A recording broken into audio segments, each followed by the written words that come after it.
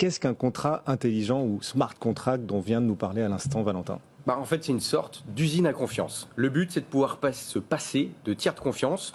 Un smart contract en français, on appelle ça un contrat intelligent, mais en réalité, ça devrait plutôt s'appeler un contrat autonome.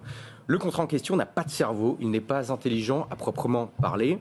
Il va juste se déclencher uniquement si certaines conditions prédéfinies à l'avance sont remplies. Concrètement, comment ça marche?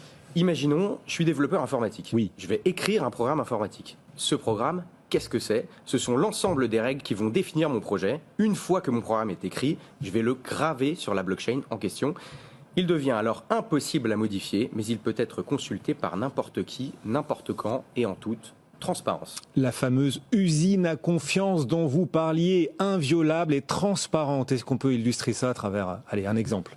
Bien sûr, si demain je veux réaliser un projet de crowdfunding, mais que je ne suis pas certain que le projet va prendre. Du coup, je veux me baquer, je ne veux pas prendre trop de risques et je veux avoir des garanties. Oui.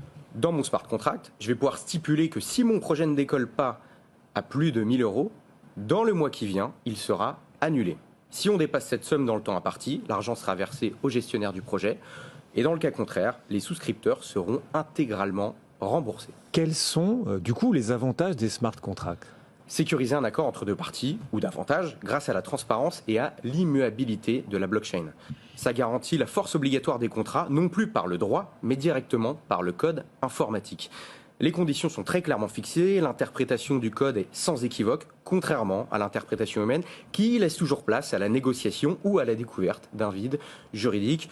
Une fois qu'on a sécurisé l'accord, on élimine des risques en cascade, ça élimine les risques d'impayés fréquemment observés dans le cas d'un contrat traditionnel et ça diminue drastiquement les coûts des intermédiaires dans l'élaboration, le suivi et la passation d'un contrat.